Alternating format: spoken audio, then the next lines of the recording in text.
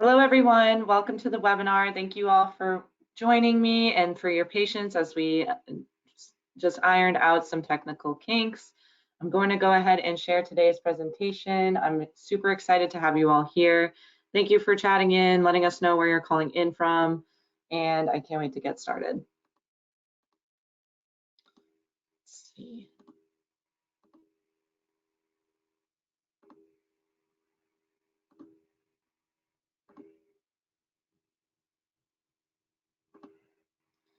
Great. Hopefully you all can see today's slides. And again, thank you for going ahead and making sure you're able to use that question box feature and that you're able to go ahead and stay on with us today. So again, thank you all for your patience. We'll get right into the content because we have a ton to cover. Just a few housekeeping items for today's presentation. Do know that this will be recorded, so you don't have to worry about taking notes or anything like that. You'll easily be able to access all of our webinar recordings on the WordStream and LocaliQ YouTube channels. And you can also get a copy of the materials in your inbox. It'll be there for you later today. You'll see a copy of the slides and the recording there as well. And I'm glad you're able to use the question box feature so that you feel comfortable sending me questions throughout and saving your questions for the Q&A session at the end. So for everyone on this call, I just want to give a quick intro into who LocaliQ is in case any of you all are new to us. So welcome. Some of you already might be working with us, and that'd be great. And that's great. And some of you might be familiar working with our sister brands, WordStream and or Reach Local. So for everyone on this call, just know that LocaliQ is a fully integrated growth marketing platform that marries innovative technology and unparalleled expertise to give your business everything it needs to thrive and prosper in digital marketing. And how exactly do we do that? Well, technology is at our core. We have AI optimized and informed proprietary technology that is informed from data from over 1 million LocaliQ campaigns, and you really can't find that AI optimization anywhere else. We also give you tools at your fingertips that takes away time from the menial task of marketing and puts time back into your day so you can focus on managing your business rather than dealing with any sort of like minor marketing tasks. And we also have been in the digital marketing game for well over 15 years now. So we've really been there through all of the platform changes, updates, and are here to tell that story. A little bit about me, your webinar host and speaker for today. It's wonderful to meet you all. My name is Susie. I'm a senior content marketing specialist over at LocaliQ, where I write educational content on everything under the digital marketing sun. I formerly was a digital marketing consultant over at WordStream, where I was coaching many people like the folks on this call through the day-to-day best practices on major best platforms like Google Ads, Facebook ads, and so on. And a fun fact about me, I'm based in Boston, Massachusetts. I actually just moved to Salem, which is known historically as the Witch City, where they had the Salem witch trials and where they actually filmed the movie Hocus Pocus from Disney, which I actually write down the street from the real house that they used in that movie. So that's a little fun fact. So it's been crazy season, fall season, but it's finally simmering down. You can find me on LinkedIn and Twitter, or X as we call it now. And a common question that I get asked on these webinars is, honestly, this hour is going to fly, and a lot of folks do ask, like, where can they learn more about the topics we cover in these webinars? If you ever need to take a little bit more time with anything that we discuss here, definitely head over to the LocaliQ and WordStream websites and navigate over to our blog. We cover everything on these webinars in depth on our blog. And you can also find us on social media. Be sure to follow LocaliQ on LinkedIn, Instagram, Facebook, Twitter, or X, and YouTube, and then WordStream on LinkedIn, Twitter, or X, Facebook, and YouTube as well. On those there, we do share any sort of like platform updates advertisers should be aware of, any sort of news. If you want to join more webinars in future, we share those as well.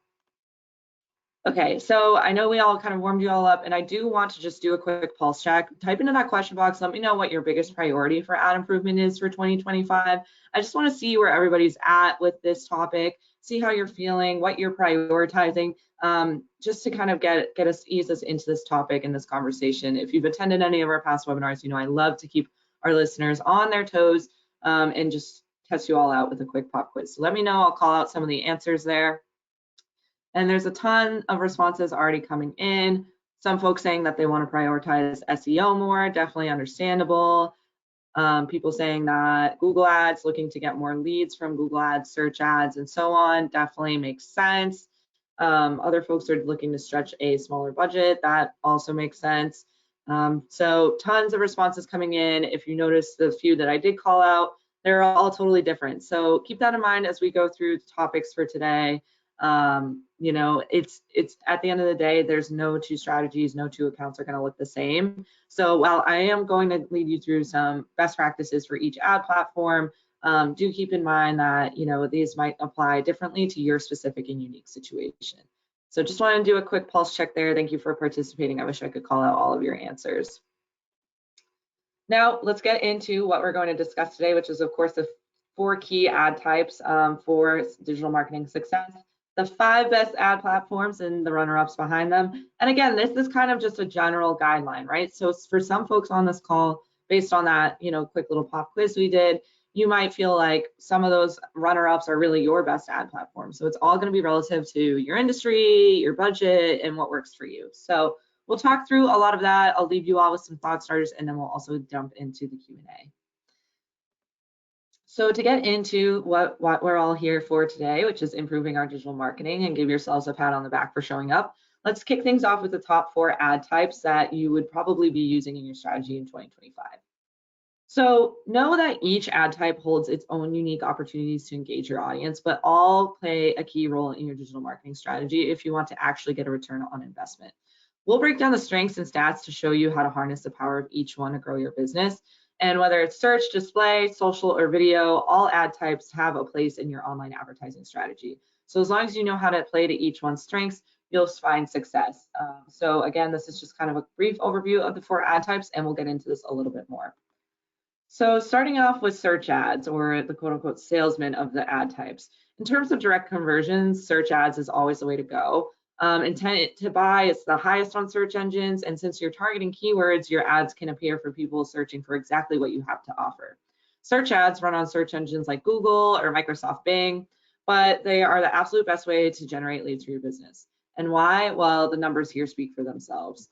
Plus, with the addition of lead form assets and Google Ads, your search ad viewers can convert to a lead without ever having to leave the search engine results page. So they're able to fill out a form right from your ad, which is kind of a trend throughout all of these platforms. And again, you know, it's going to fly. I know it's a lot of content, so just a reminder that this will be recorded and you'll get a copy of the slides after. And again, I did mention our YouTube channels. That's where you can find all of our webinar recordings, including this one on there.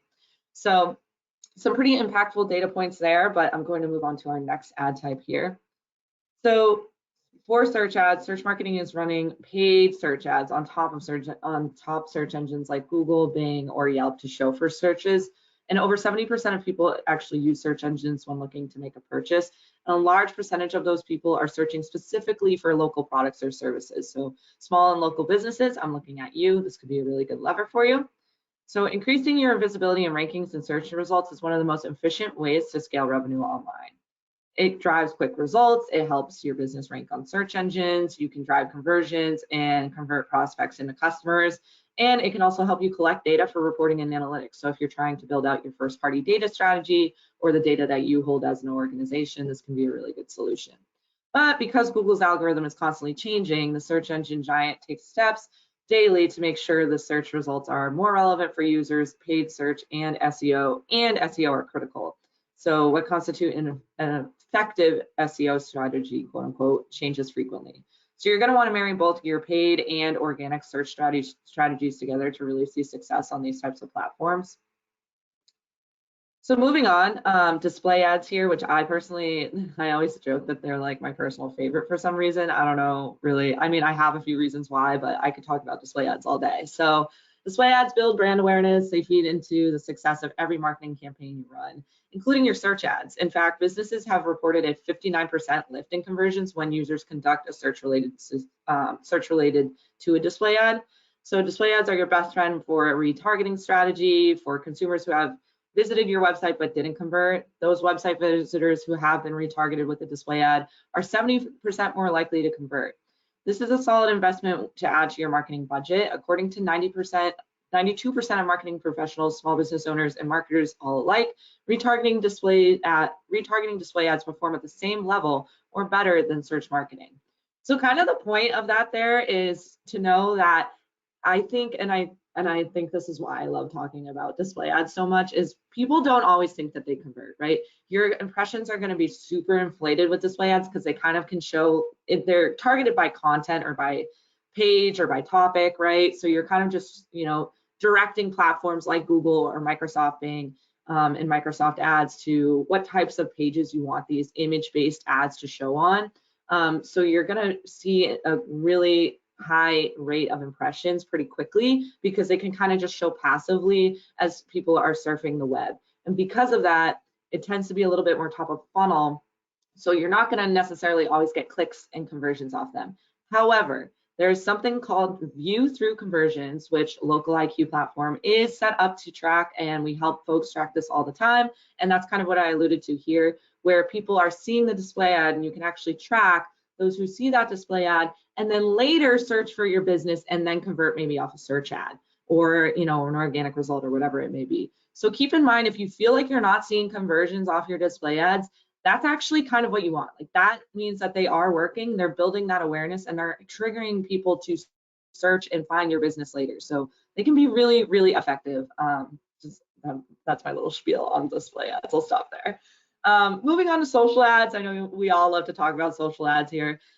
This is where the intent is to engage and discover for users. So the cherry on top with search ads is that because users are sharing detailed information about themselves on the platforms, social media ads can be super granulated when it comes to targeting. So they're also minimally disruptive, and since they blend in with users' feeds and can be liked, shared, and commented on, they tend to be really, really successful. So almost like in the opposite end of display ads, these you're probably going to see a huge rate of engagement off social ads, which is really helpful to just like help you measure, refine your campaigns. And again, there's so many endless targeting options when it comes to social ads across all platforms because you can just kind of get a little bit more granular there.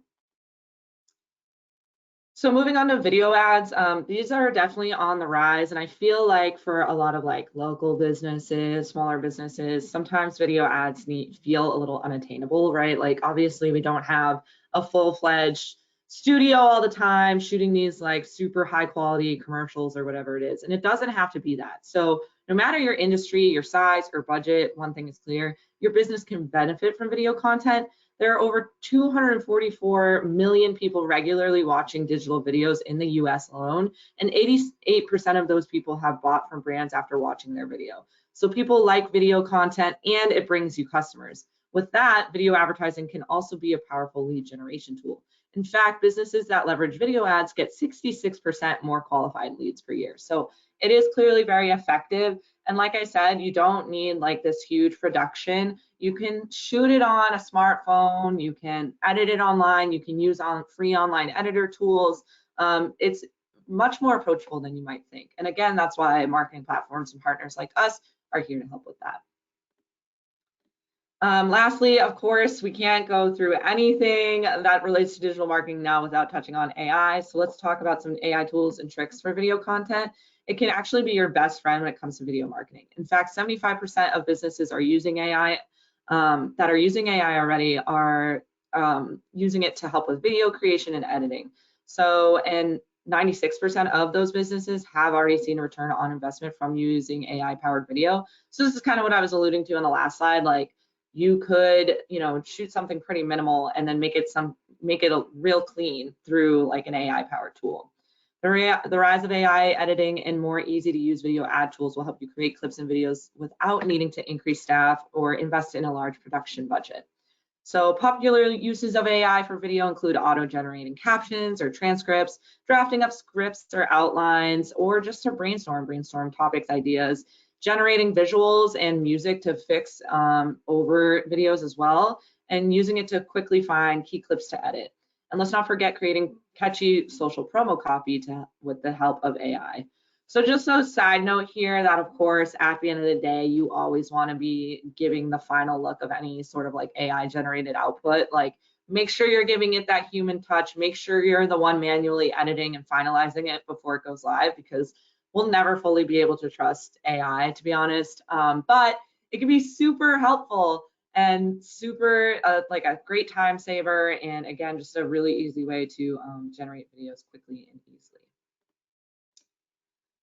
So for marketing channels, there are various places that you promote your business and communicate with your target audience, both online and offline. So for example, a potential customer could see a print ad and navigate online to learn more. From there, they might search for your business on Google, see a video about your brand on YouTube, or find your business on social media.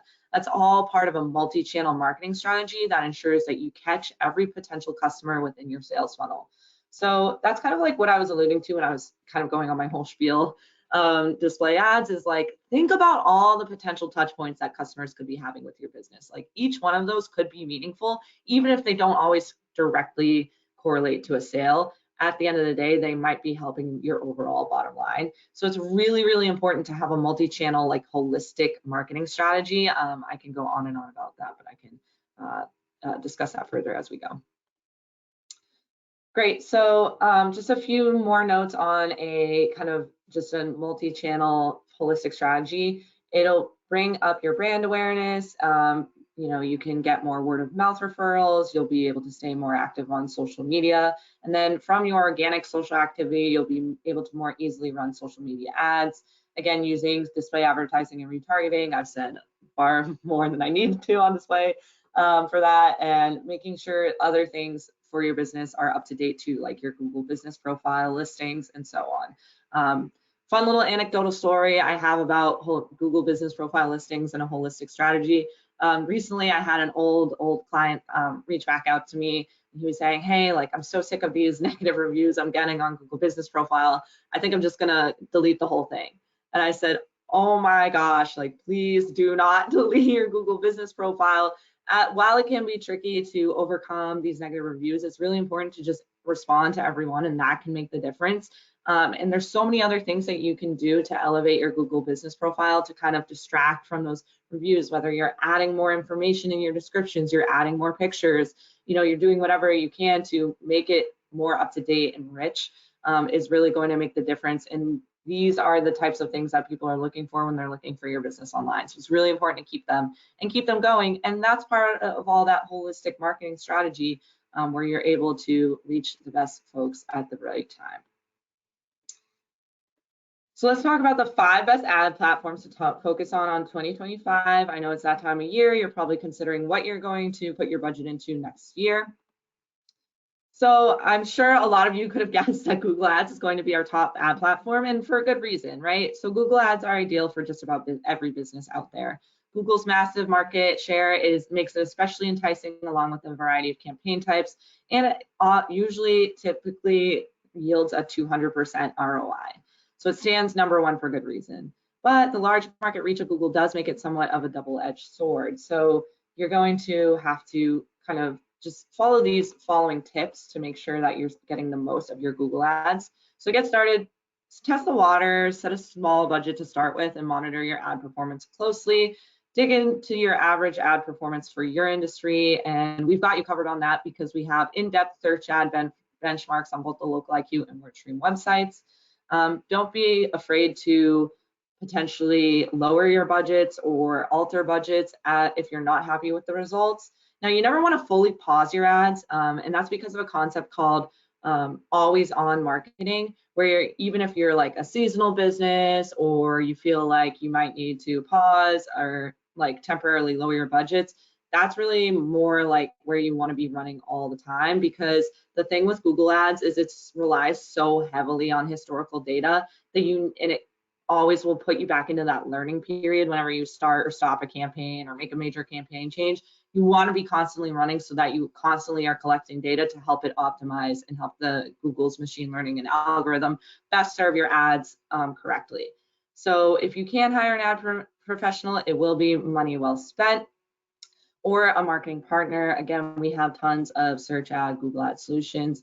A few more tips to optimize for Google Ads. So understand the nuances of things like quality score. So quality score is how impacts your ad rank. Your ad rank is calculated by your max CPC bid combined with your quality score.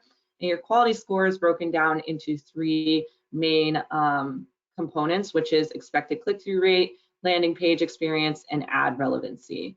So we have a ton of information on that on our websites, and I can happy to answer any questions on that. It can be tricky, but basically Google is has a job to do, right? So it's basically trying to show the best possible ad to the searcher, and that's why it assigns your ads these quality scores. So ad relevancy, for example, is going to rely on, how many keywords that you're targeting are actually in your ad that would relate to the search query. So is the ad and the keywords that you're targeting relevant to what the searcher is looking for? Expected click-through rate, does Google anticipate that the user is going to click on this ad? Now that's based on historical data, right? So that's why it's important to keep running those campaigns. Among other things, it is a bit of a trickier metric, I'll admit, because it's not necessarily up to you what Google would predict your click-through rate to be, but there are some things you can do to improve your overall click-through rate to help with that. And then finally, your landing page experience, which is mostly in your control. So again, are you including the same keywords that you're targeting on Google Ads in your landing page? Are you making sure your landing page is loading fast, easy to navigate, clear too, right? And that's just for your benefit, honestly. Like, make sure the actions that you want people to take off your Google Ads are crystal clear and easy to do on a small screen too. So like if I have a form they need to fill out or a button they need to click, make sure that's very clear and easy to do. So those are just some examples of ways that you can improve your quality score from those 3 components. I did see a question come in, and I don't normally jump on questions throughout presentations. I usually save them for the end. This is a really good question. Kim asked, what is a good quality score to strive for as a local business? Great question, because I think that a lot of people have a skewed perception of this. So quality score, again, is a really difficult metric. And while I did just list out a few examples of things you could do to help improve it, it's mostly for the most part feels a little bit out of your control sometimes, right? Because at the end of the day, it's up to Google to assign your quality score. And Google runs a tight ship. So what I say usually is anything 7, it's on a scale of 1 to 10. Anything 7 and above, absolutely amazing. That's crushing it. You're doing great. And you have you'll see in the Google Ads platform directly, it does break down. If you add those columns in, it'll break down whether you're below average, average, or above average for expected click-through rate, landing page experience, quality score, ad relevancy for your overall quality score, and it will assign the numeric value for your quality score. So you can kind of see where you're lacking to get your quality score up. But back to my main point, 7 and above, absolutely amazing. Honestly, for most of the folks on this call, totally okay to be in the 4, 5, 6 range. That's normal, obviously room for improvement, but I would say don't be upset with that. I'd be happy with that. And then anything maybe into the 1 to 4, obviously room for improvement, and that's where you probably would want to pull in those columns to see, all right, is it my click-through rate? Is it my landing page? Is it my ad relevancy? And at the end of the day, it also depends on your strategy, right? So if I'm bidding on competitor keywords, well, I can't use a competitor's trademark brand name in my ad. So obviously I'm not gonna have that keyword in my ad copy, and then therefore it's gonna seem like my ad isn't relevant. So for competitor campaigns, those tend to be lower quality score. So that's just gonna be how it's going to be, and you're gonna have to accept that, and that's okay, but that's the nature of the campaign. So as long as you have your expectations set, depending on your strategy, that'll help too. So I hope that gave you all a decent guideline, really good question. And again, you can find your quality scores directly in the Google Ads platform if you were to look at the keyword level. I can answer more questions as we go. I saw a lot of questions coming in for that. So that's why I spent a little more time there. But to move on, also make sure you're theming out your ad groups. So this can help with your quality score too.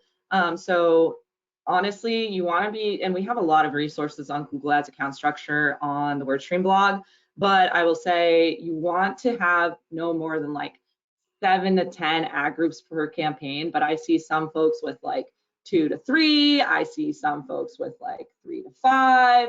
So it's really going to depend, but basically you want to theme out your ad groups, whether it's by, product offerings or service offerings. And if you find you need a ton of ad groups split out by all these different types of keyword themes, that's probably a sign you need multiple campaigns. So really be trying to keep your account structure clean can really help your overall performance as well.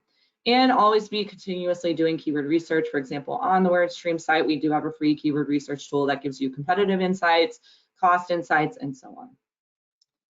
So enough of that, let's switch over to Microsoft Ads, which is a sister, kind of the sister platform to Google Ads. Honestly, I'm sure you know, I think some folks see more success on Microsoft ads, some see more success on Google ads, but they're both beneficial and it's important to run on both. And I will say there's no reason why you shouldn't be running on both. And this is why. You can automatically import your Google ads, structure your account, your campaigns, whatever you want into Microsoft ads. So there's really no reason to not be running Microsoft ads because it's so easy to do, because you can basically mirror your strategies because the platforms are essentially kind of the same concept, the same thing across platforms. So Microsoft ads benefit from a recent partnership with OpenAI, which has helped pave the way for AI-powered search. So this allows users to ask questions on Bing and get served more rich results, which means more opportunities for your ads. Many claim that cost per click is lower on Microsoft ads than Google ads for most keywords. So Microsoft can even make an even greater testing ground. And it's a good idea to advertise your products and services on both Google and Bing beyond what I just said, because it can increase visibility for your ads, reach more people, compare how well your ads are doing on platform to platform, and it'll give you a cumulative effect coming from performance on the two ad platforms. So I can definitely talk about that for a long time too. I'll move on, but just basically, and we do have some insights actually on the Local IQ blogs.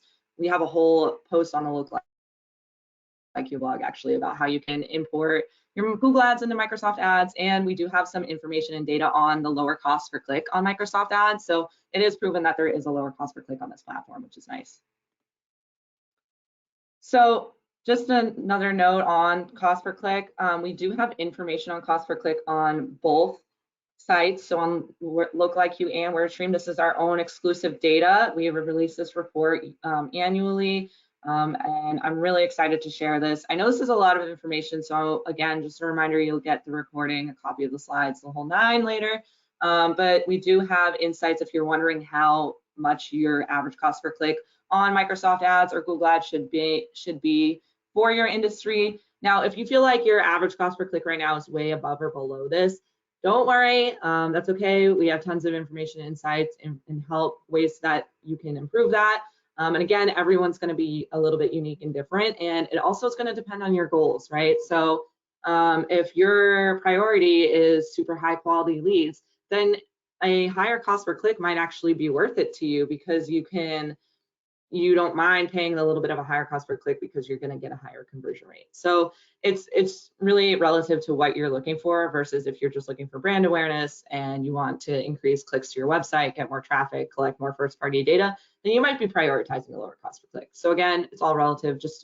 But if you want a quick guideline, a lot of folks I feel like don't necessarily know, well, what is a good click-through rate or what is a good cost per click? We've got you covered on that. So moving on to Meta Ads. So Meta Ads, of course, is the overall encompassing hub for Facebook ads, Instagram ads, and so on. If you're aiming to drive exceptional results with digital marketing, Facebook is highly likely to play a pivotal role in your plans. It's no surprise. Facebook is an advertising powerhouse. The platform attracts nearly 4 billion monthly active users, and research suggests that Facebook often delivers the highest ROI among all social media networks. So here are some of the meta ad types that are available, and they're available in numerous formats. So we have photo ads, we have video, messenger, stories, slideshows, playable ads that give users a chance to demo an app, collection ads, which show a collection of products in one ad purchase with purchasing links. We have carousel ads that display 10 or fewer images or videos, with each with a unique CTA. We have shopping ads, of course, Reels ads now too. So don't be afraid to try a variety of ad types. Keep an open mind. This is a very media-rich type of platform. So as long as you're prepared for that and ready to try that out, it can be really lucrative. So we also have you covered for averages for Facebook ads as well. So just to highlight some of this, we do typically see lower and more stable costs on Facebook ads year over year than on Google ads. So another alternative, and again, I'm not comparing these platforms because I'm saying one is better than the other, or you should only be running on one or the other. I'm actually saying quite the opposite. You should be running on both to cover your bases and fill in the gaps that the other platforms have, right? So if you feel like you have a higher cost per click on Google ads, then you should absolutely be running Facebook ads in tandem, get a lower cost per click on Facebook ads, but then close the deal on search ads or vice versa, right? So just be thinking about that. So here are some of the year-over-year differences for Facebook ads. Again, I won't delve too much into the data here because we do have the complete report on our blogs, but just a little reminder there. So here's an expert tip from one of our own very own experts here at Local IQ. So Matt here, he's a manager of customer solutions with Facebook ads. He works with folks on social ads and so on. So use a conversion setting for lead ads. So advertisers often see an increase in spam leads, he says, with Facebook forms.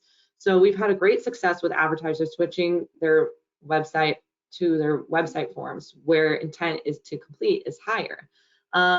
So that's just a kind of a quick little tip there, just some little insight, almost like you're talking to an expert one-on-one, which is really cool. I've actually seen that question come up a lot in past webinars of people saying that they're getting like spam leads. So that's just one little workaround. So moving on to the fourth top platform we have, when it comes to video, YouTube is at the top of the pile. In fact, there are more than 2.7 billion monthly users on YouTube, which is crazy. And it's actually technically the second largest search engine in the world.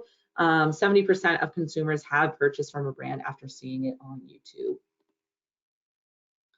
All right, moving on here. Here's how you can make YouTube videos work for your business. So with product related videos on the rise, it makes the most sense that you or your own employees would be in them, honestly. And by real people, we don't mean actors or influencers.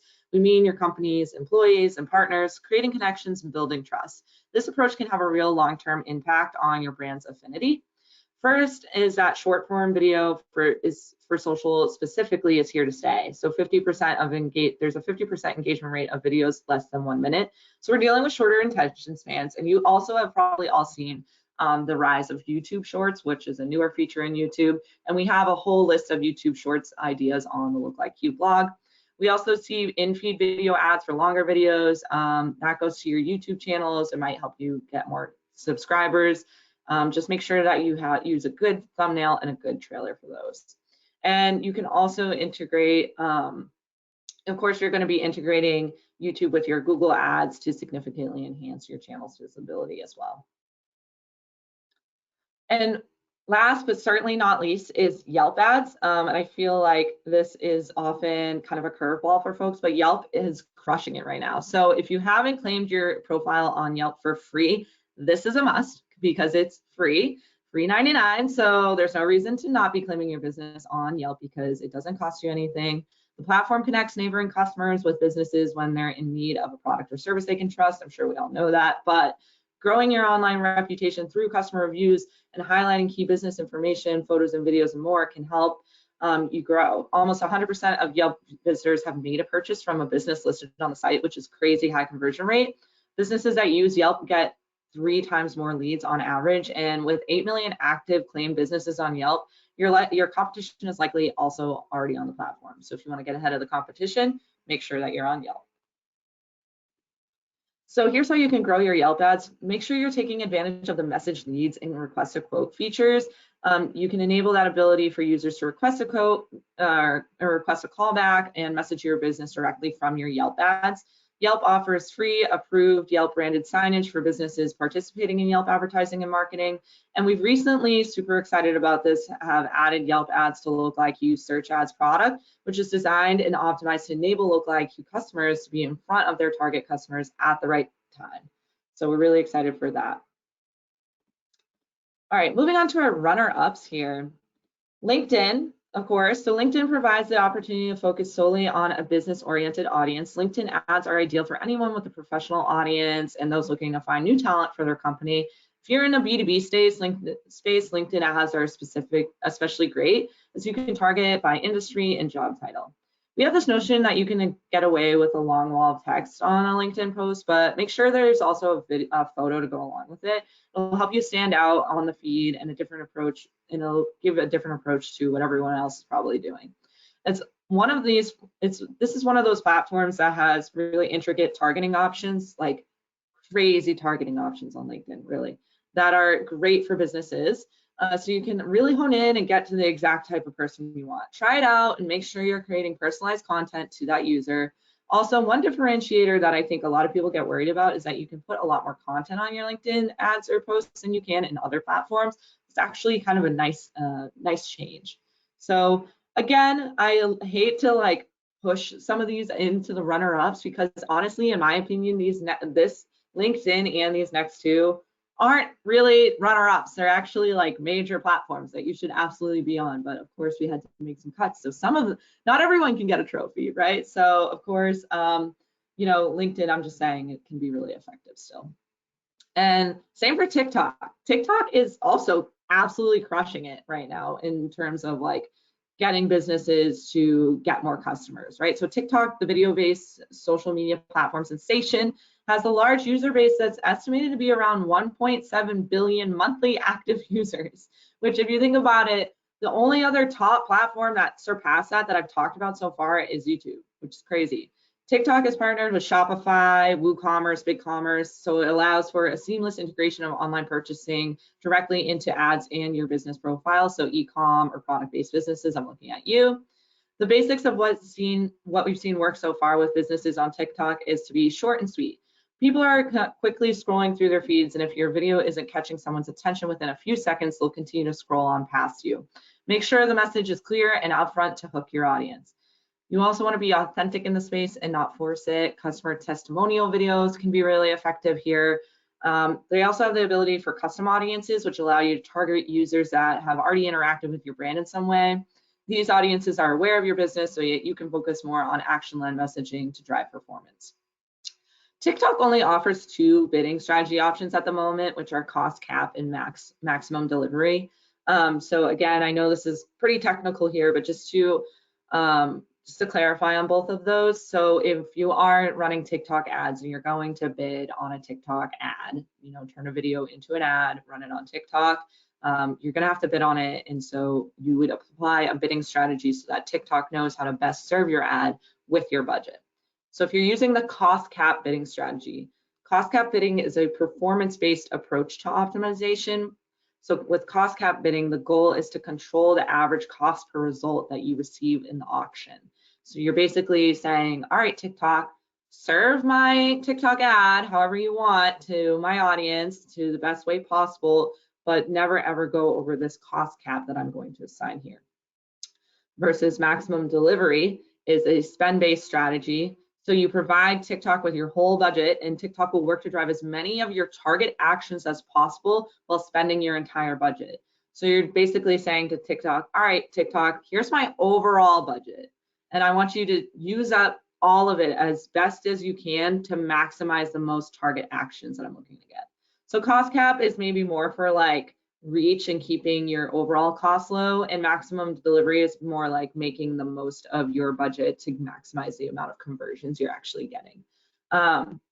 Again, we have tons of information on this on our websites, but just a little preview of how you could probably advertise on TikTok.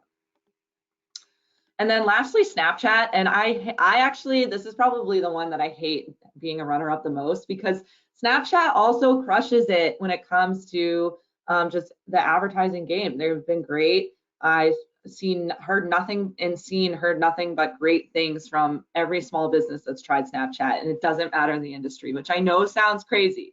I know it sounds crazy, but bear with me. 78% of users are Gen Z and millennials, and a lot of people assume that it's just a user base of really young people around 13 to 17, and while that is true, there are also a lot of 21 to 34-year-olds on Snapchat. Unfortunately, I'm also part of that demographic. I'm on Snapchat, and I'm within the 21 to 34-year-old age range. I won't say which, you can guess. But what I'm saying here with Snapchat, you can use stories, influencers like TikTok, like you would on TikTok, and tons of different campaign goals for Snapchat, so that if you wanted to test out different campaigns to maximize your conversions, this is a great place to see how that would work. So the platform helps you improve your campaign targeting and cuts down on costs. We have some really good Snapchat statistics on our blog that I actually wrote about, but some of the trends that I see on Snapchat has a pretty low cost per click. And like I mentioned, there's a ton of different ways that you can optimize your campaign and a ton of different goals you can assign to it, so you can really kind of hit whatever action you're trying to get. And again, it has a much wider audience than you would think. I mean, again, for the majority, over 70% being millennials. I mean, that's a huge market right there. And millennials are, as we know, that's just a huge market to tap into that I think a lot of businesses are wanting to tap into more. And even if you think like, okay, Snapchat's dying, no one's posting a Snapchat story anymore, no one's sending each other snaps anymore. I do find that a lot of people are on Snapchat for that little explore page that you see in the screenshot there of like just looking for news or looking, you know, for whatever it might be. So let's just, I know that was a ton of information. I've been in the digital marketing game for a long time, and even for me, this is a ton to, wrap my head around. So I'm going to leave you all with a few thought starters just to kind of say if there's anything that you take away from this webinar, it would be this. And then we're going to jump into the Q&A, and I see a ton of questions coming in. So make sure you add your questions in if you haven't yet. So here's how you can seize the leads with digital ad platforms in 2025. First being A/B testing. So with each platform offering a variety of campaign types, don't be afraid to try out different ones and compare results. So for example, Google Ads and Meta Ads offer A/B tests to focus on single or multiple variations and give each of those types of variables of your ads a fair shot in the auction. There's tons of different like experimentation abilities within these platforms. So don't be afraid to take a stab at that and just have an open mind with that too. With that being said, no two advertising platforms are the same. So just like no two businesses are the same. What works for one business might not work for you or your target audience, and that's okay. And I have two very important key points here. I have one that's on the screen, which is always on strategy. So we'll start with that first. So your business is open year round. So why shouldn't your marketing be? Implementing a cross-channel strategy that tracks users across multiple platforms and devices to create a seamless customer journey is key. Maintaining a consistent brand presence to fuel awareness, engagement, and drive conversions. In 2025, diversify your traffic sources with display ads, email, SMS marketing, and social media to reach customers wherever they are online. An always-on approach builds trust and loyalty through a seamless customer experience. So implement strategies that track users across multiple platforms and devices to create seamless customer journey. And you can also use advanced attribution modeling, or how you would weigh and convert and judge your conversion tracking to analyze which touch points are most effective. Or you could retarget users on Facebook who have interacted with your Google ads and vice versa for a holistic approach. The always on, I really want to capitalize on here. It's really important to run year round. And I know we're approaching the holidays, and I have flashbacks of when I used to work with folks and they would be like, I want to just pause my campaigns on the holidays. And I would say, I get that. It's a slow season for a lot of businesses, or for opposite, if you're e-commerce, you're running on full speed. But I'm just saying, if you feel like at any point in the year, summer too can also be a low time for folks, do not pause your campaigns. Be running so that you can continue with that. Like basically every platform now, whether you're like consciously using it or not, is using some form of machine learning and optimization and AI powered optimization, even the algorithms themselves, right? So you need to constantly be running your campaign so that you're collecting data on them to help that machine learning continue to run your ads accurately and efficiently. So it's really important, and it's really important to have that holistic strategy to, again, fill in those gaps and have a backup plan, right? Always, always, always have a backup plan. I say that on every webinar, but be thinking ahead as you try these platforms, you try these campaigns in 2025, as you're doing your 2025 planning. All right, what are my goals? How am I going to hit that? And if this campaign crushes it, great. What am I going to do next? Am I going to let that ride out? Am I going to try something different? Or worst case, if it doesn't perform how I would imagine it would, what am I going to do differently? Am I going to scale that back and try something different? Am I going to look at a different platform? Do I have another platform already running that's going to, be a backfall if I do need that? So be thinking about that. And I did say I had two major points.